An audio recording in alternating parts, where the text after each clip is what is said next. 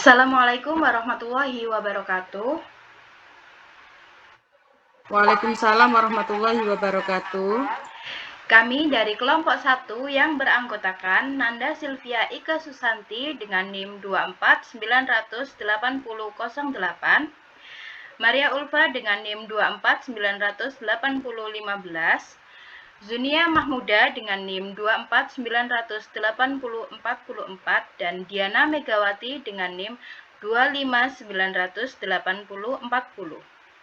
Di sini kami akan mempresentasikan tugas dengan mata kuliah Seminar Kepautan dengan dosen pengampu Bapak Ahmad Fahrul Razi MPD dan Bapak Andri Kurniawan SPD MPD. Selanjutnya yang bertugas sebagai moderator yaitu Ibu Zunia Mahmuda. Kepadanya dipersilahkan.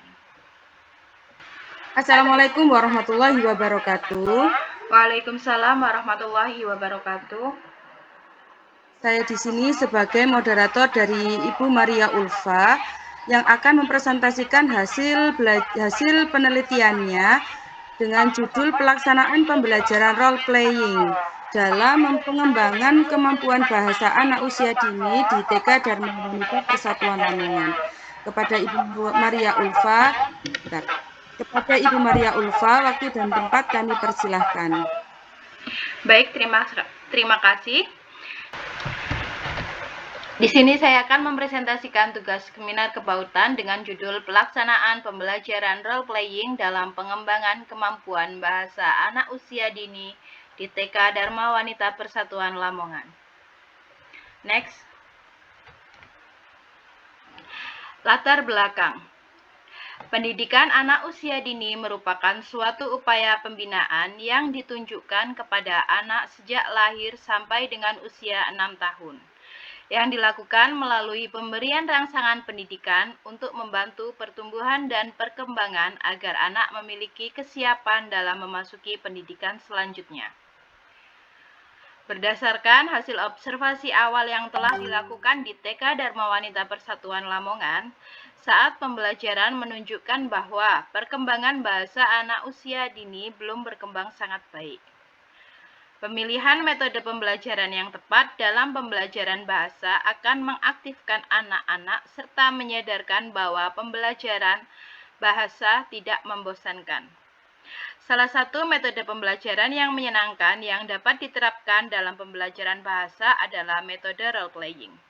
Dari latar belakang ini, kenapa saya angkat? Karena pembelajaran sebelumnya sangat monoton sehingga saya berinisiatif untuk melakukan pembelajaran role playing di mana nanti saya berharap dengan pembelajaran role playing akan meningkatkan kemampuan bahasa anak.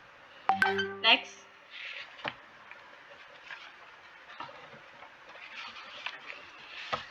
Rumusan masalah dan tujuan.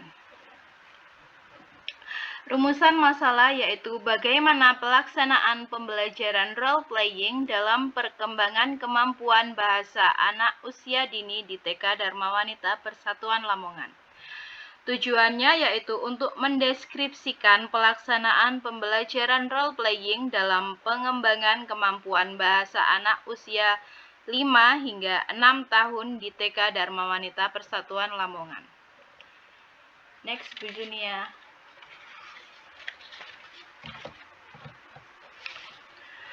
Untuk metode penelitian, di sini metode yang digunakan yaitu metode kualitatif deskriptif dengan melakukan observasi awal, melakukan penelitian hingga 3 siklus dan refleksi. Untuk indikator penilaian yang kami nilai yaitu keaksaraan, menyimak, memahami bahasa, dan mengungkapkan bahasa. Next.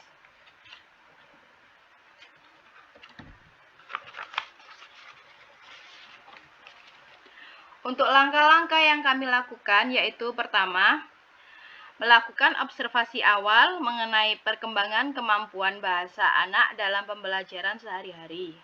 Yang kedua, mengevaluasi dan menindaklanjuti hasil dari observasi awal.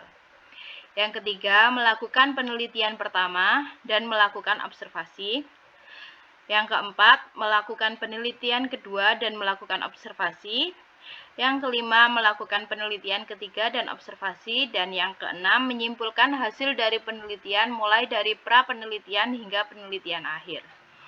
Untuk metode pelaksanaannya sendiri, yang pertama, kita mempersiapkan apa saja yang dibutuhkan dalam role playing tersebut. Yang kedua, kita memilih peran, di mana anak-anak nanti berperan sebagai apa. Yang ketiga yaitu penataan ruang. Dalam ruangan tersebut dibutuhkan apa saja yang bisa mendorong, yang bisa membantu untuk pelaksanaan role playing. Yang keempat, kita terjun langsung di bermain peran dan kita evaluasi setiap kali selesai pelaksanaan. Next, Bu Zunia.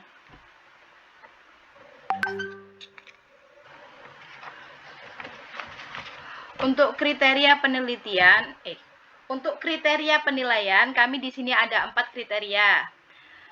Yang pertama yaitu kriteria belum berkembang atau biasa yang disebut dengan BB. Yang kedua, kriteria mulai berkembang atau yang disebut dengan MB, mulai berkembang. Yang ketiga, kriteria berkembang sesuai harapan atau yang biasa dikenal dengan BSH. Dan yang keempat, berkembang sangat baik atau yang bisa disebut BSB. Next, Bu Junia.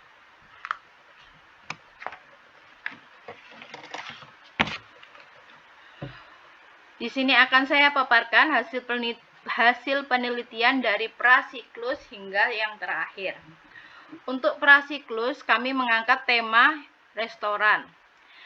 Di sini, untuk hasil belum berkembang 0, mulai berkembang 9 anak, berkembang sesuai harapan 2 anak, berkembang sangat baik 0. Untuk penelitian yang pertama, kami mengangkat tema pasar tradisional dengan hasil belum berkembang 0, mulai berkembang 7 anak, berkembang sesuai harapan 4 anak, dan berkembang sangat baik 0.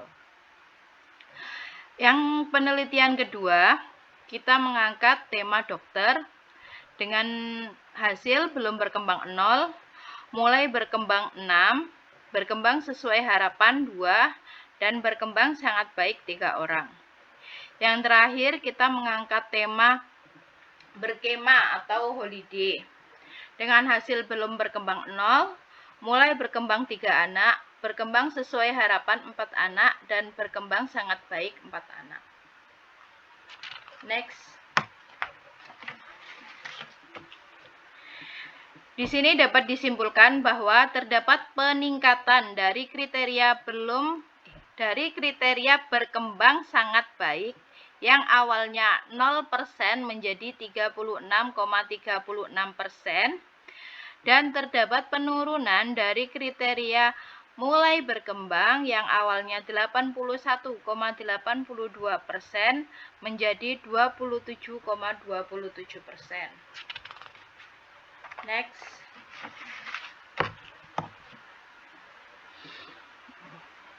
Dari pemaparan di atas dapat dijawab dari rumusan masalah yang mana bagaimana pelaksanaan pembelajaran role playing dalam pengembangan kemampuan bahasa anak usia dini di TK Dharma Wanita Persatuan Lamongan.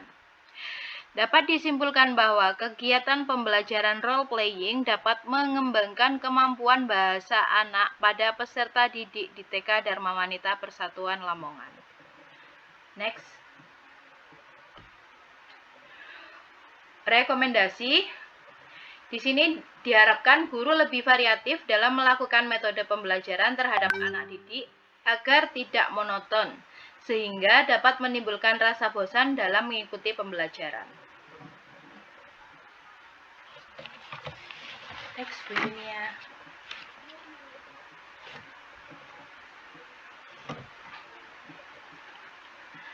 Terima kasih. Berikut penjelasan dari saya yang dapat saya jelaskan. Saya kembalikan kepada moderator. Demikian teman-teman, itu tadi pemaparan materi dari Bu Maria Ulfa. Apabila ada pertanyaan, boleh ditulis di kolom komentar ya. Kami akhiri. Assalamualaikum warahmatullahi wabarakatuh. Waalaikumsalam warahmatullahi wabarakatuh. Assalamualaikum warahmatullahi wabarakatuh. Perkenalkan, saya Diana Megawati akan menjadi moderator presentasi dari penelitian Bu Zunia. Monggo waktu dipersilahkan Bu Zunia. Ya, terima kasih Bu Diana. Assalamualaikum warahmatullahi wabarakatuh. Waalaikumsalam warahmatullahi wabarakatuh. Ya, saya di sini akan mempresentasikan hasil penelitian saya dengan judul Mengembangkan Kreativitas Anak Usia 5-6 tahun dalam membuat busana boneka dari luspat limbah bungkus jajan di TK Dharma Bakti Jatasanur. Di sini ada latar belakangnya, yaitu yang pertama, banyak sampah bungkus jajan yang tidak dimanfaatkan. Kemudian yang kedua ada pembelajaran menggunakan bahan luspat masih kurang. Di sini, latar belakang penelitian ini berawal dari banyaknya limbah bungkus jajan yang sering ditemukan di lingkungan sekitar anak atau di lingkungan sekitar sekolah. Namun, masih belum dimanfaatkan dengan baik, yaitu bungkus jajan tersebut umumnya hanya dibuang dan menjadi sampah yang dapat mencemari lingkungan. Padahal apabila limbah bungkus jajan dapat dimanfaatkan kembali sebagai bahan pembelajaran yang menarik dan kreatif bagi anak usia dini. Selain itu, penggunaan bahan luspat dalam kegiatan pembelajaran di TK Dharma Bakti itu masih kurang diterapkan. Jadi pembelajaran yang dilakukan cenderung menggunakan media yang sudah jadi, sehingga anak tidak mendapatkan kesempatan untuk bereksplorasi dan berkreasi secara bebas. Padahal bahan luspat dapat memberikan pengalaman belajar yang lebih bermakna karena anak bebas menyusun, membentuk, dan menciptakan sesuatu sesuai dengan imajinasinya masing-masing. Kemudian ada rumusan masalah dan tujuan, yaitu untuk rumusan masalahnya di sini bagaimana kemampuan kreativitas anak usia 5-6 tahun dalam membuat busana dari luspat limbah bungkus jajan di TK Dharma Bakti Jatasanur. Ini rumusan masalahnya nanti bisa dijawab di akhir presentasi ya.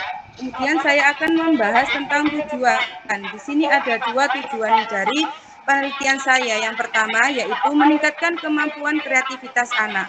Yang kedua, sebagai acuan bagi pihak sekolah dalam mengembangkan program pembelajaran berbasis lingkungan dan kreativitas. Nah, tujuannya di sini maksudnya adalah untuk meningkatkan kemampuan kreativitas anak usia 5-6 tahun melalui kegiatan membuat busana boneka dari luspat limbah bungkus jajan. Dengan kegiatan tersebut, anak diharapkan mampu mengembangkan imajinasi, ide kreatif, serta kemampuan dalam menciptakan karya dari bahan bekas yang ada di lingkungan sekolah. Selain itu, penelitian ini juga bertujuan untuk menjadi acuan bagi sekolah dalam mengembangkan program pembelajaran berbasis lingkungan dan kreativitas. Karena pembelajaran tersebut masih kurang diterapkan di TK Dharma Bakti Jatasanur. Kemudian untuk slide selanjutnya, di sini ada metode penelitian. Metode penelitian yang saya gunakan di sini adalah deskriptif kuantitatif, yaitu metode penelitian yang digunakan untuk menggambarkan atau menjelaskan suatu keadaan, fenomena, atau data dalam bentuk angka tanpa menguji hubungan antar variabel. Penelitian ini bertujuan untuk mengetahui gambaran suatu objek penelitian secara sistematis, faktual, dan akurat berdasarkan hasil pengumpulan data. Dalam penelitian tentang kreativitas anak usia 5-6 tahun, metode kuantitatif deskriptif digunakan untuk melihat tingkat perkembangan kreativitas anak melalui hasil penilaian yang dihitung menggunakan skor atau persentase. Data yang diperoleh kemudian dideskripsikan dalam bentuk tabel, diagram, atau persentase agar lebih mudah dipahami. Di sini ada observasi, yaitu saya melakukan pengamatan secara langsung terhadap kegiatan atau kondisi yang menjadi objek penelitian, yaitu anak-anak TK Dharma Bakti Jatasanur, seperti kreativitas anak saat membuat busana boneka dari luspat limbah bungkus jajan. Kemudian di sini ada perencanaan, yaitu pada tahap ini saya menyusun langkah-langkah penelitian. menentukan tujuan, menyiapkan media dan bahan, menyiapkan jadwal, serta membuat rancangan kegiatan pembelajaran yang akan saya lakukan. Kemudian yang ketiga ada wawancara. Di sini saya mengumpulkan beberapa informasi melalui tanya jawab dengan guru atau pihak terkait untuk memperoleh data mengenai perkembangan kreativitas anak dan menggunakan Nuspad dalam pembelajaran. Yang keempat ada dokumentasi. Saya mengumpulkan data pendukung berupa foto, catatan hasil karya anak, dan dokumentasi secara langsung yang berkaitan dengan proses penelitian. Kemudian untuk slide selanjutnya, ada hasil dari penelitian.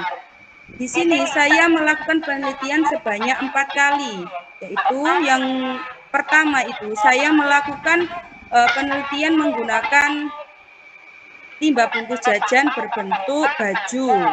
Jadi anak-anak distimulasi untuk membuat karya baju boneka sesuai dengan imajinnya masing-masing. Ternyata di sini mendapatkan hasil bahwa anak dengan kategori belum berkembang ada 11,11%. Kemudian anak yang dalam kategori mulai berkembang ini mendapatkan persentase 61,11%. Dan anak yang dengan kategori berkembang sesuai harapan mendapatkan persentase 22,22%. Dan yang berkembang sangat baik ternyata belum ada. Kemudian di observasi yang kedua, anak-anak diharapkan bisa membuat busana boneka berupa gaun boneka seperti itu. Ternyata di observasi kedua, kreativitas anak sangat meningkat, yaitu ditunjukkan dengan bertambahnya anak yang dengan kategori mulai berkembang, yaitu di sini ada 61,11%. Kemudian yang di kategori anak berkembang sesuai harapan juga meningkat di angka 38,88%. Kemudian di observasi yang ketiga, yaitu saya menstimulasi anak-anak untuk membuat celana boneka. Ternyata di observasi ketiga ini sangat meningkat drastis karena anak yang dengan kategori mulai berkembang menurun menjadi 27,77%. Sedangkan di kategori yang berkembang sesuai harapan sangat meningkat drastis mencapai angka 66,66%. Dan untuk kategori anak yang berkembang sangat baik juga mendapatkan persentase yang lumayan, yaitu 5,55%. Kemudian di observasi yang terakhir, saya menstimulasi anak-anak agar membuat busana boneka berupa rok boneka seperti itu.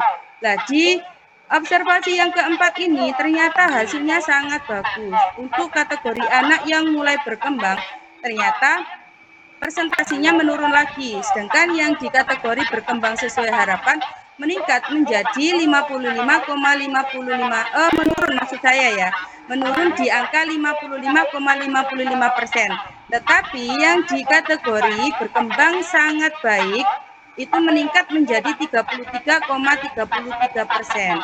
Jadi di penelitian ini untuk angka kategori anak yang belum berkembang sudah 0%. Kemudian yang dimulai berkembang juga sudah menurun, tetapi yang di kategori berkembang sesuai harapan dan berkembang sangat baik ternyata sudah meningkat lebih banyak seperti itu. Jadi kesimpulannya, penelitian ini telah berhasil karena tingkat kategori anak yang berkembang sesuai harapan dan anak yang berkembang sangat baik sudah mencapai angka yang telah ditentukan. Seperti itu.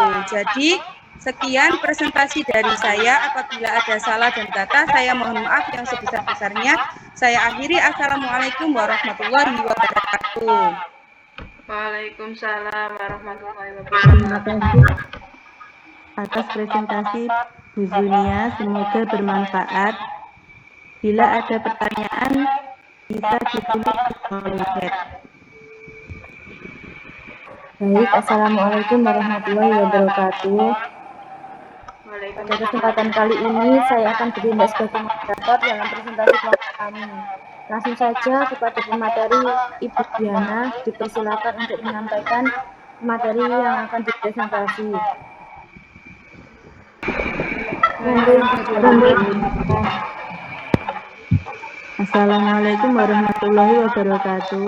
Perkenalkan, saya Diana Megawati akan mempresentasikan hasil penelitian saya dengan judul peningkatan kemampuan berhitung melalui permainan bowling untuk kelompok A di TK Modern Putra Buana. Selanjutnya, Bun.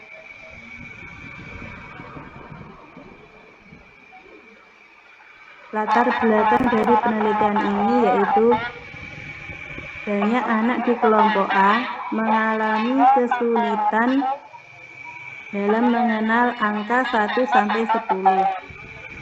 Nah, di sekolah ditemui bahwa metode pengajaran yang digunakan masih berpusat pada guru, monoton, dan menggunakan media yang kurang efektif. Anak-anak kurang terlibat secara aktif dalam proses berhitung. Kemudian untuk rumusan masalahnya, bagaimana kemampuan kognitif anak sebelum penerapan kegiatan berhitung melalui permainan bowling. Yang kedua, bagaimana langkah-langkah penerapan kemampuan berhitung melalui permainan bowling. Yang ketiga, bagaimana peningkatan kemampuan kognitif setelah penerapan kegiatan berhitung melalui permainan bowling. Selanjutnya, Bun.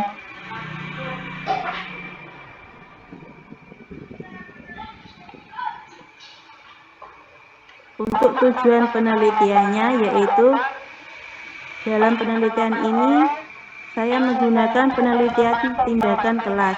Ini bertujuan untuk mengkaji efektivitas permainan bowling dalam meningkatkan kemampuan berhitung anak kelompok A melalui pendekatan yang menyenangkan dan interaktif. Penelitian ini mengukur perkembangan kognitif anak sebelum dan sesudah intervensi pembelajaran. Nah, selanjutnya untuk metode penelitian yaitu menggunakan penelitian tindakan kelas dengan model Chemis dan Mick-Tucker yang terdiri dari 4 tahap, yaitu perencanaan, tindakan, observasi, dan refleksi. Penelitian dilaksanakan dalam 2 siklus dengan masing-masing 2 pertemuan. Teknik pengumpulan data menggunakan observasi dengan checklist dan rating scale. Selanjutnya, media pembelajaran permainan bowling adalah dalam prosesnya permainan ini yaitu kegiatannya menggelindingkan bola untuk menjatuhkan 10 pin yang berdiri. Media ini bertujuan mengembangkan kemampuan berpikir kritis, kreativitas, dan keterampilan berhitung dengan menghitung pin yang jatuh. Langkah bermain yaitu guru pertama-tama mendemonstrasikan cara bermain, anak menggelindingkan bola, anak lain menghitung pin yang jatuh bersama-sama. Nah, melalui permainan ini, anak-anak dapat belajar berhitung secara aktif dan menyenangkan sambil mengembangkan aspek motorik kasar. Selanjutnya, Bun. Nah, dalam penelitian ini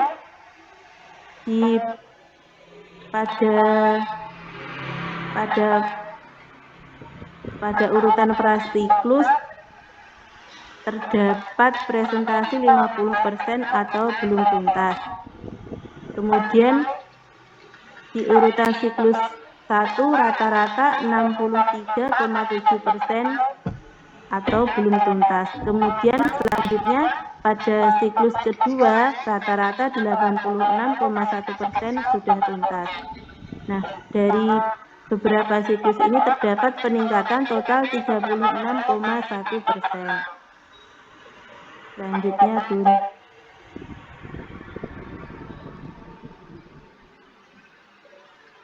Nah, kesimpulannya Dalam penelitian ini membuktikan bahwa permainan bowling efektif meningkatkan kemampuan berhitung anak kelompok A pada siklus 1. Pada siklus 2, ketuntasan pembelajaran mencapai 86,1%, melampaui target minimal 75%. Metode ini berhasil meningkatkan minat belajar, kemampuan membilang 1-10 dan menghubungkan lambang bilangan dengan benda secara signifikan.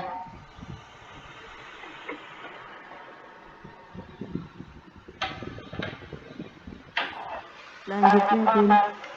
Untuk rekomendasi berdasarkan hasil penelitian tindakan kelas tentang peningkatan kemampuan berhitung melalui permainan bowling, berikut adalah rekomendasi praktis untuk berbagai pihak yang terlibat dalam pendidikan anak usia dini. Yang pertama, untuk guru bisa menggunakan permainan bowling. Untuk kepala sekolah, sebaiknya sekolah menyediakan alat peraga dan media secara lebih banyak atau lebih lengkap. Kemudian untuk anak, rutin berlatih berhitung di rumah dan ketika di sekolah. Untuk peneliti, bisa menjadi acuan penelitian lanjutan. Baik, sekian presentasi dari saya. Apabila ada kurang lebihnya, saya ucapkan mohon maaf. Wassalamualaikum warahmatullahi wabarakatuh. Waalaikumsalam warahmatullahi wabarakatuh. Terima kasih kepada pemateri atas penyampaian materinya. Mohon maaf apabila ada kekurangan dalam memandu jalannya presentasi. Untuk teman-teman, jika ada pertanyaan bisa ditulis di kolom komentar. Terima kasih. Wassalamualaikum warahmatullahi wabarakatuh. Waalaikumsalam warahmatullahi wabarakatuh.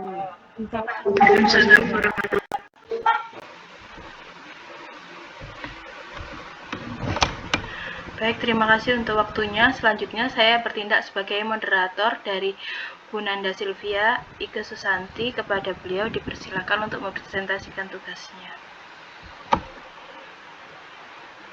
Assalamualaikum warahmatullahi wabarakatuh. Waalaikumsalam warahmatullahi wabarakatuh. Saya Nanda Silvia Ike Susanti akan mempresentasikan hasil penelitian saya dengan judul peran permainan tradisional dalam pembentukan karakter anak usia dini di PAUD Dinas Mulia.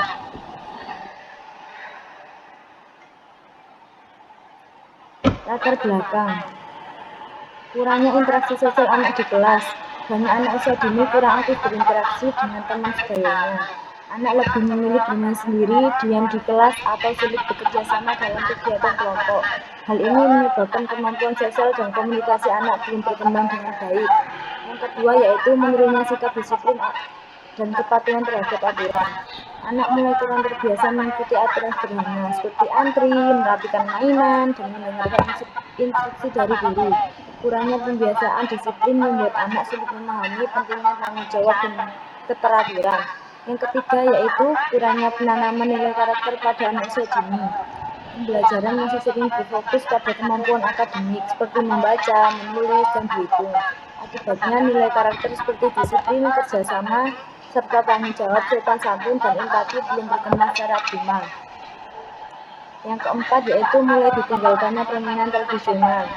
Permainan tradisional mulai tergantikan oleh gadget dan permainan digital, padahal permainan tradisional dapat membantu melatih kerjasama, disiplin, interaksi sosial, serta mengenalkan budaya lokal kepada anak. Contoh permasalahannya yaitu di kelas masih ditemukan anak yang lebih memilih duduk diam dan tidak mau bergabung bermain dengan teman-temannya. Selain itu, pembelajaran yang terlalu fokus pada penilaian akademik membuat perkembangan karakter dan kemampuan sosial anak kurang mendapat perhatian. Next. Rumusan masalahnya yaitu bagaimana peran permainan tradisional dalam pembentukan karakter anak usia dini. Tujuan penelitiannya untuk mengetahui peran permainan tradisional dalam pembentukan karakter anak usia dini. Next. Manfaat penelitiannya yaitu untuk menambah literatur serta sebagai acuan pendidikan karakter untuk guru dan orang tua. Next. Landasan teorinya yaitu yang pertama, permainan tradisional adalah aktivitas bermain yang diwariskan secara turun-temurun, menggunakan alat sederhana dan kaya akan nilai-nilai sosial serta budaya dari Jurnal Witasari tahun 2019. Yang kedua yaitu karakter adalah kualitas moral dan sikap yang membentuk jati diri seseorang dari Jurnal Hasam tahun 2017. Pada anak usia dini, pembentukan karakter dimulai dari pengalaman langsung melalui kegiatan bermain yang bersifat sosial.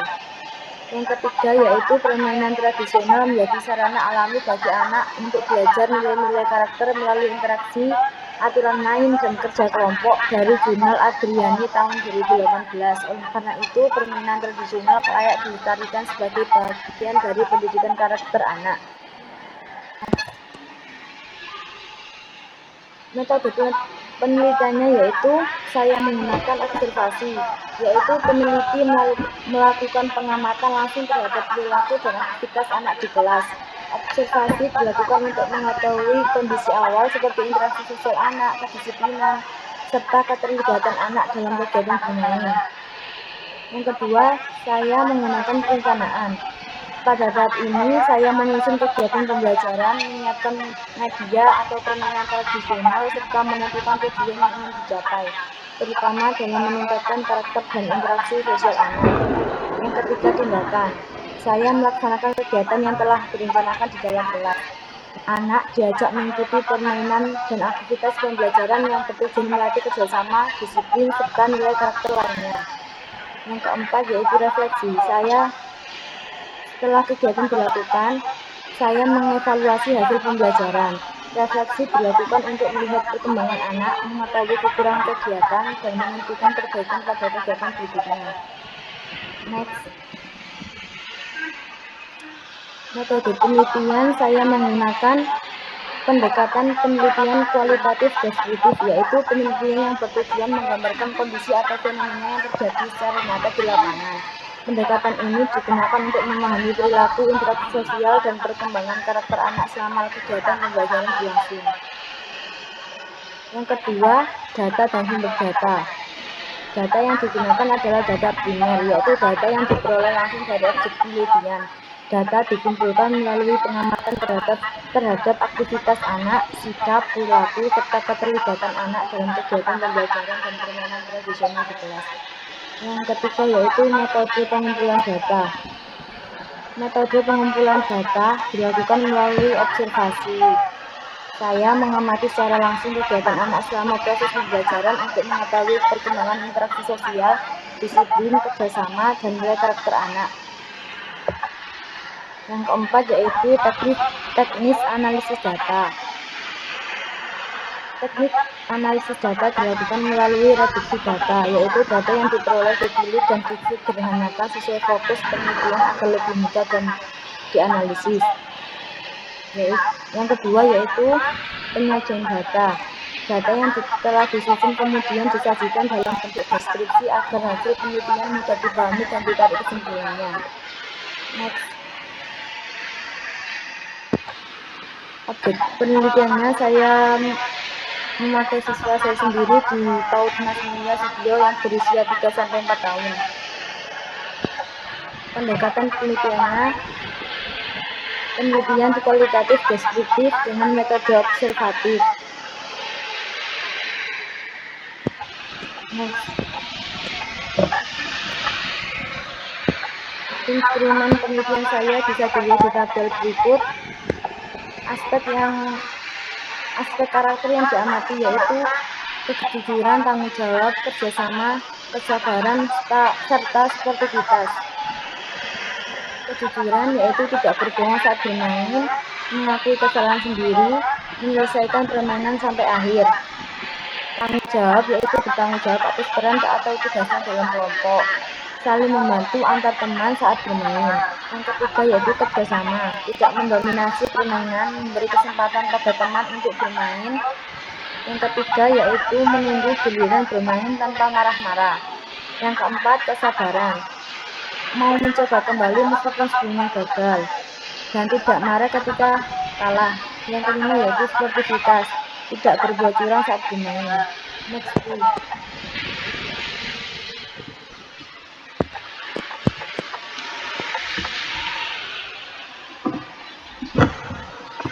Baik, terima kasih untuk Ibu Nanda Silvia Eka Susanti atas presentasinya.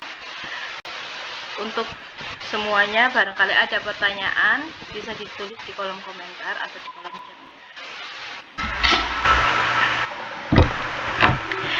Demikian presentasi tugas dari kelompok 1. Jika ada kurang dan lebihnya, saya mohon maaf. Dan apabila ada pertanyaan yang terkait dengan presentasi dari semua peserta, bisa ditanyakan melalui kolom komentar yang ada di bawah. Terima kasih, saya akhiri. Wassalamualaikum warahmatullahi wabarakatuh. Waalaikumsalam warahmatullahi wabarakatuh.